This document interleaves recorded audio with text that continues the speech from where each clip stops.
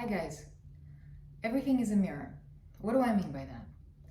Okay, everything that you come in contact with on a daily basis, every person that you meet, that you have interaction with, everybody that you talk to on the phone, everything that you watch on TV, and it can be anything, everything that you eat, the way you eat, the way you have sex, everything that engages your senses is meant to be a mirror back to you. It's meant to take your attention and focus it back on you.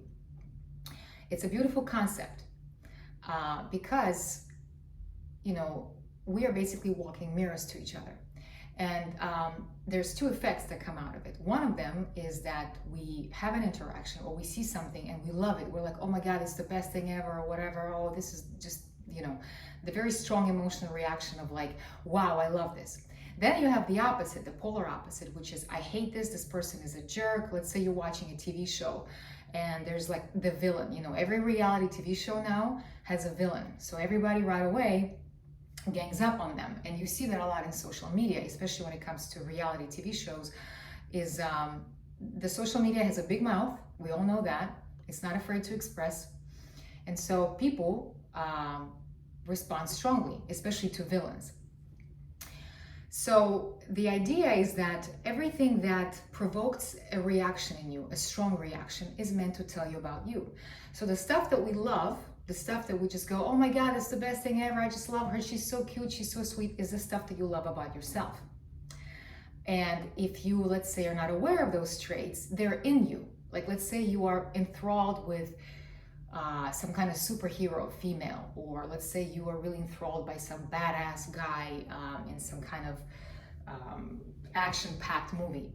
That's because that same vibration is in you. You have that badass in you. You're not bringing it out for whatever reason, fear, lack of, you're doubting yourself, whatever. But because you love it, is because you love that part of yourself. Now, the opposite is the things that trigger us, the things that push our buttons, the villains that we hate, the jerk that, cut us off on the road, the woman that was rude to us in the store, the guy that didn't treat us right, whatever. Things like that are the things that are inside of yourself that you don't like about yourself. But it's easy to, instead of accepting that, to project and say, I'm not the jerk, he's the jerk. I'm not the bitch, she's the bitch. I'm not the asshole, he's the asshole. It's beautiful like that because a lot of it happens subconsciously.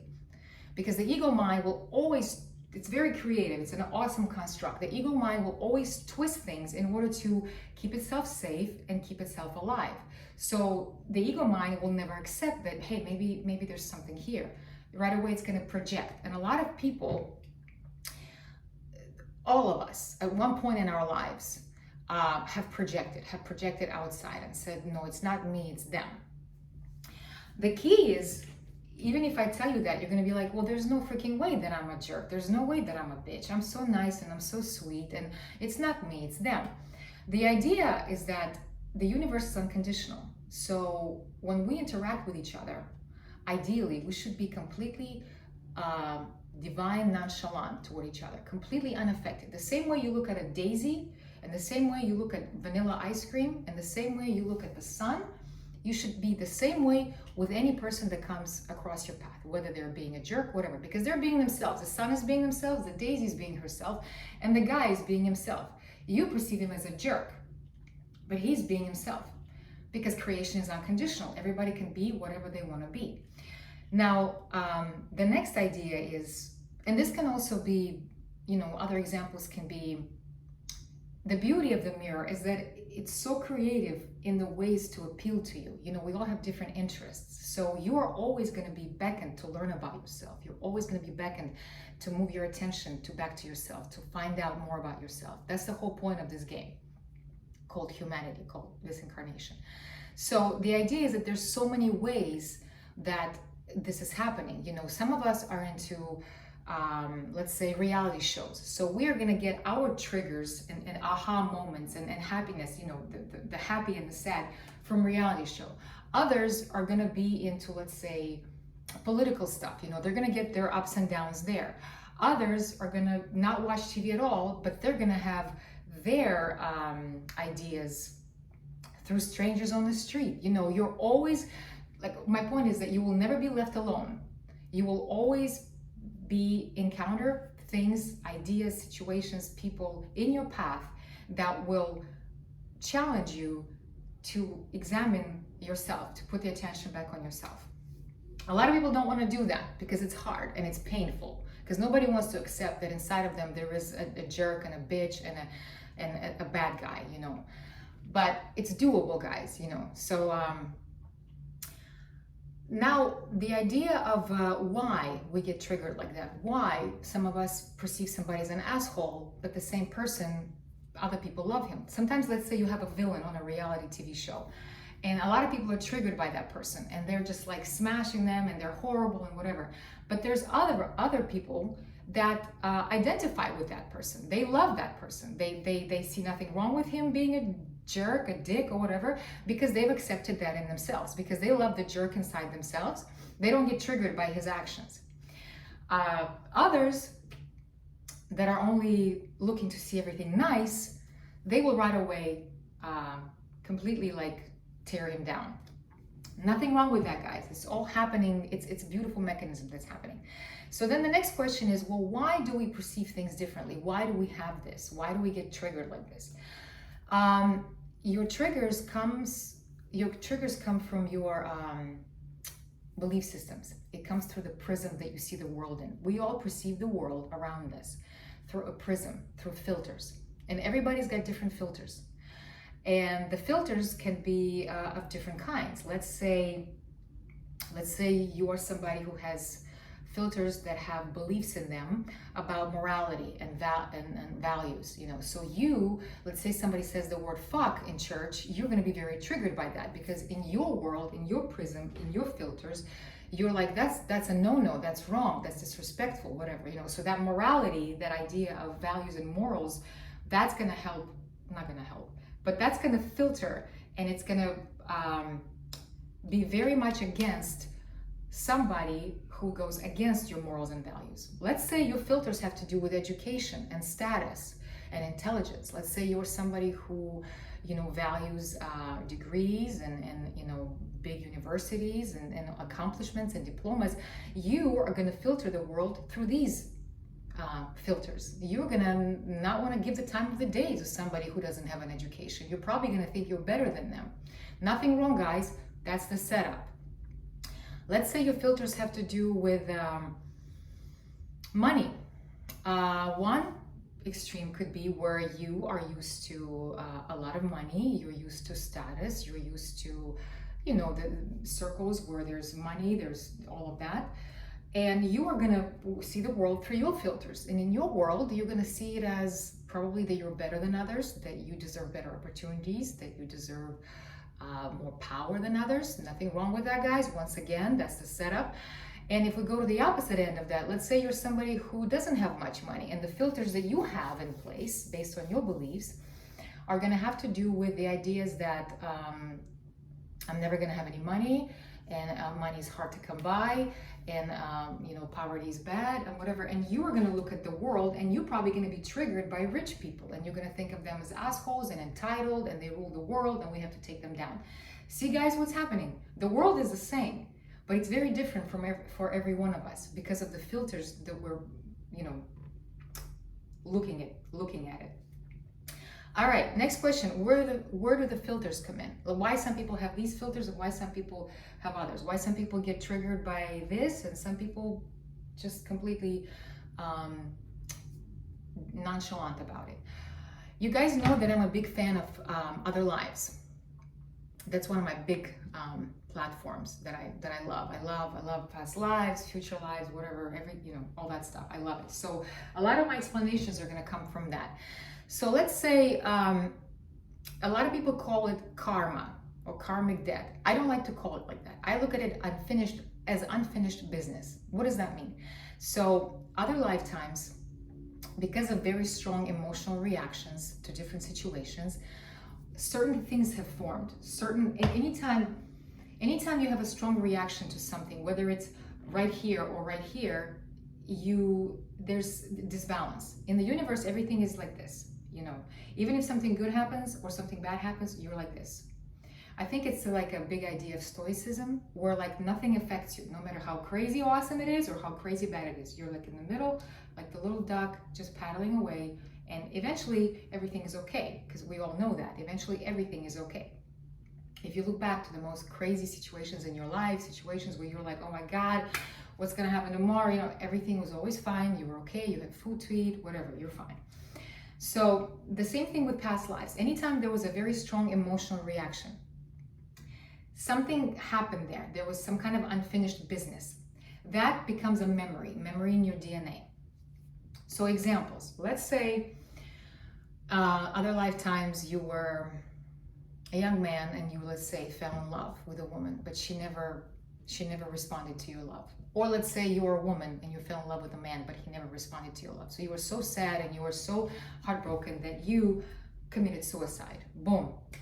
Some people may call it karma. Some people, I call it unfinished business. There's something there that provoked you to check out of that lifetime.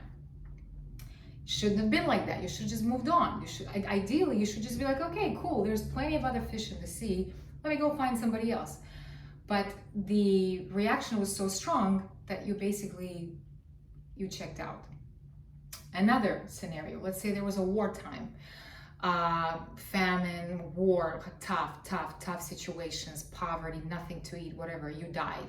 Boom, another memory, another strong memory. And right away, the belief comes up that money is hard to come by, poverty is always around the corner, we gotta save everything, we need, sorry guys, my battery, we need safety and security, things like that. Boom, another unfinished business, a very strong response to whatever happened.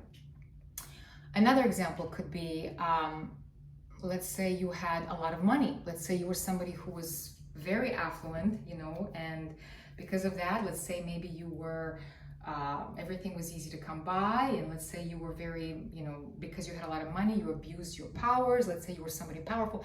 Things like that, guys. The scenarios are all over the place. That's the beauty of creation, is that the scenarios play out in so many ways that it's awesome. Like literally, some of the past lives that people have are so interesting. And there's a lot to like pull from that. So there's so many examples.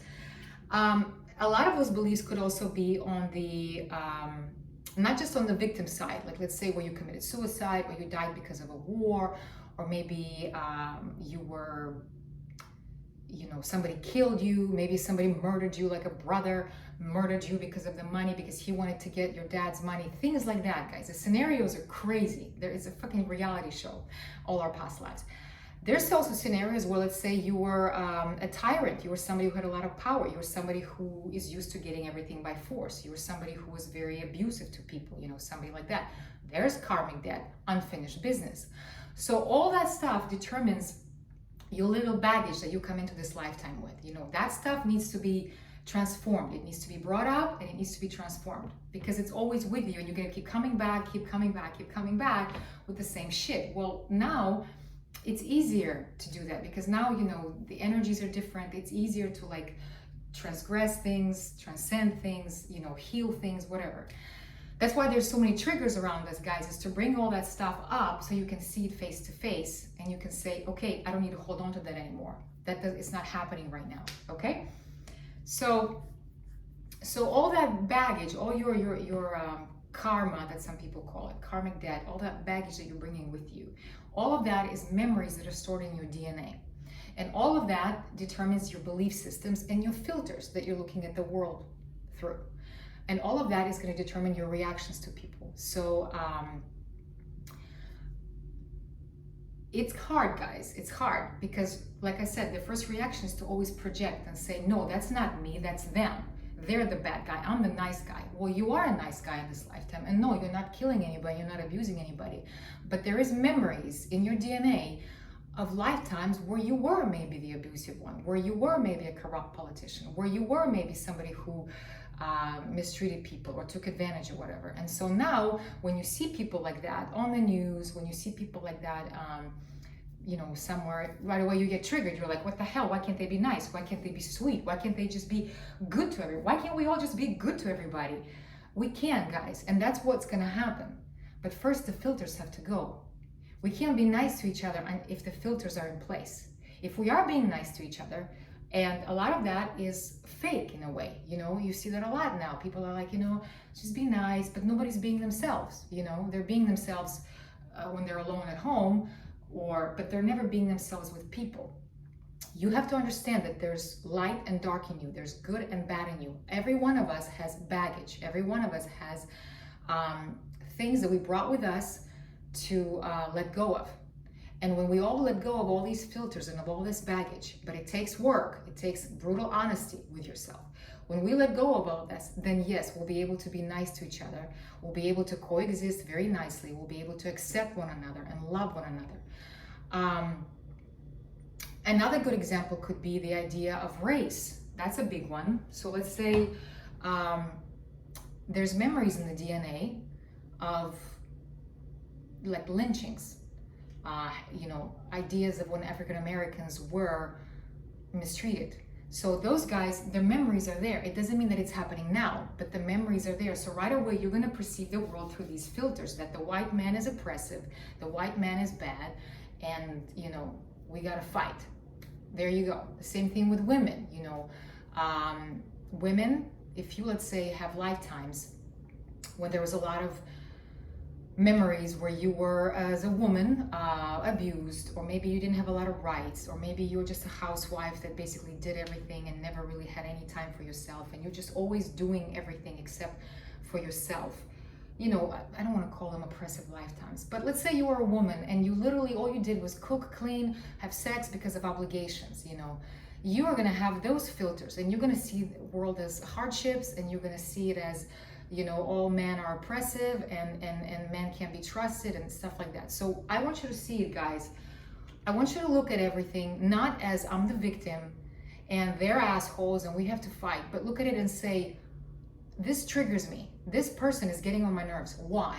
Let me see what's going on there. Why are they getting on my nerves? I should be able to look at them like I look at a flower and be completely just like, okay, I'll see you later, That's the idea. What else?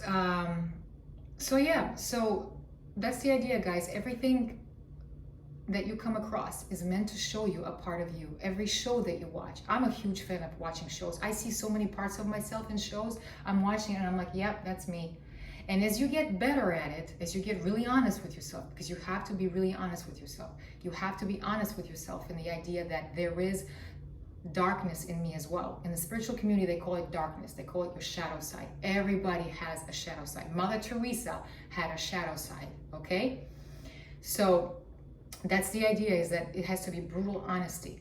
And when you see something on TV and it triggers you, you have to be like, why? Why is this triggering me? And then start digging and start asking, well, because this guy's why is he being a jerk? Well, maybe because he's angry. Well, why is he angry? Well, maybe because his family was killed, or maybe this. Maybe that's just, and the thing with like anger, guys, there's nothing wrong with anger. It's a tool.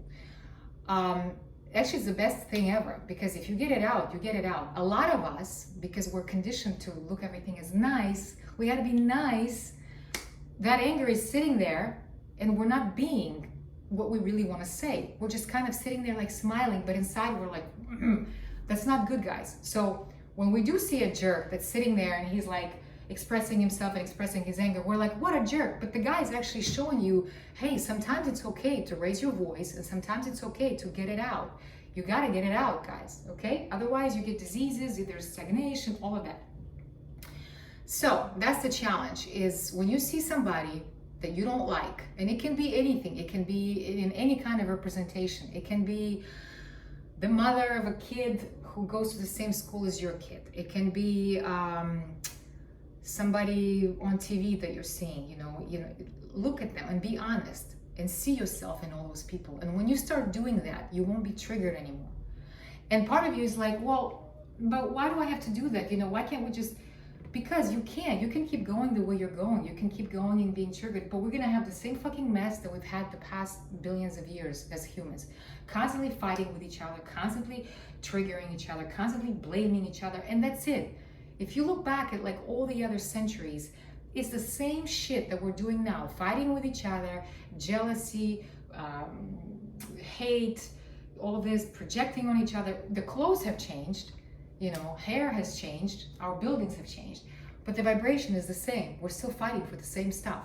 All right, guys? So it's okay to do that. It's okay to continue to do that. But I think we're done with that. You know, the energies on Earth are different now. You know, you can be a human and be on this Earth and not play by the human constructs. You can be human here and have a blast and not be triggered by anything that goes on around you, not triggered by any celebrity, which you see that a lot. You know, let's say people get so obsessed with a celebrity, and let's say it's an athlete. And then the guy, we find out that he had sex with somebody. Boom, that's it. He fell from the pedestal, you know. Right away, we're like, this guy is wrong, and we, you know, the endorsements, and everybody wants nothing to do with them. We ostracize them.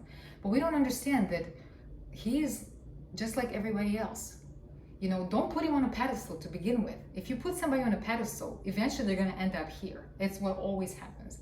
Don't worship anybody. Just look at everybody as like, wow, cool. Take what you like about them and know that that's inside of you. And what you don't like about them, say, why don't I like that?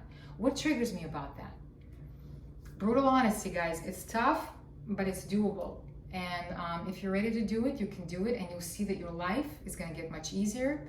You're not going to get triggered as much, because every time you get triggered and you're yelling and complaining, you're basically wasting your energy that you could be used for something else, something for yourself. Okay? So I feel like I want to say something else, and or maybe that's it. Maybe that's enough. So yeah, so that's why, you know, people say, well, they hurt my feelings. They didn't hurt your feelings. You have filters that are telling you that you hurt your feelings. They were just being themselves. To you, they hurt your feelings. To somebody else, they didn't. So are they wrong? No, they're being themselves. You are looking at them through ideas and beliefs and filters that are telling you, he hurt our feelings, you know, we this and this. Do you see what I'm saying? So we're all allowed to be how we are. And when we allow each other to be how they are, and even if they do trigger us, in that moment just say, motherfucker, I wish I could just accept it and say, I fucking hate this person. But you know what? Awesome, because they showed me something about me that's you know, that wants to be accepted, and I'm just kind of holding on to it. Okay? And that's it. And eventually you won't be triggered anymore. And another point that I want to say is, don't ever be ashamed about things that interest you. Let's say you're into like crazy bondage.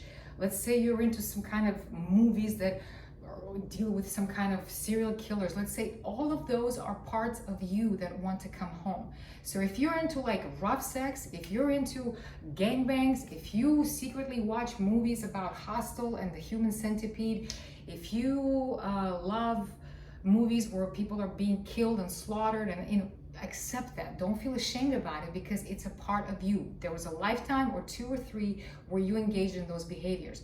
That part of you wants to come home. Look at it, indulge in it, watch all the movies that you want about that theme, go until you can't go anymore. And then when you're done, when that part of you has been brought home, you're like, I'm done. There's no need to watch Human Centipede anymore. Let me move on to the next. And that's what's happening, guys. We're slowly moving on to the next, the next, the next, the next. Because you always have breadcrumbs that are laid in front of you to get your attention, to bring you back, so you can look at things, love them, not feel guilty about them, not judge them, but just say, yeah, I fucking love this. You know what? Yeah, and I'm overeating always. And you know what? There is a gluttonous person inside of me, and I freaking love that gluttonous person. And that's it, guys. That's part of self-love too. Bringing parts of you home. If you're a tyrant, I'm a tyrant.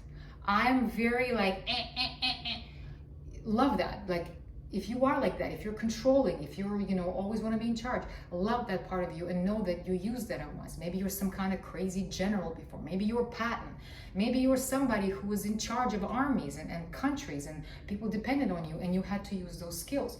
Love them. Don't be ashamed of that. And then realize that maybe you don't have to use them anymore. Maybe this time around, it's not a life or death situation. There's no need to like be controlling, or, you know, maybe just let go a little bit. Maybe just say, you know what, not today. Today I'm just going to take it easy. All right, guys, I think that's it. I think I'm talking too much, but yeah, just, it doesn't happen overnight. It does not happen overnight. It's a long journey. It's a long journey home. So just when the time comes, a new part of you is going to come to the surface, and you will need to love it. And that part of you could be brought on by something you see, hear, a trigger point. Some stranger on the street might say something, and you'll be like, what?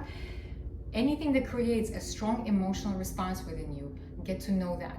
Don't push it away. Don't project it. Don't say, this is too much. Sit with it and be like, why? Why am I triggered by this? Why don't I like this? Why is this bothering me?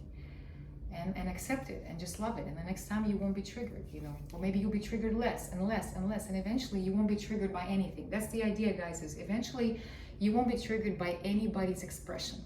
And when we all get to that point, that humanity is going to be fun. Yeah, that can be the 4D, 5D humanity, whatever. That's when it's going to be fun, because we're going to be cool. We're going to be interacting with each other. There's going to be no judgment, no bullshit. But we can't get there until we let go of our filters. And how we let go of the filters? By loving them, by seeing them, saying, I see it, I'm a jerk, I'm, whatever. All right, that's it. That's it, guys. I love you, and I will be back.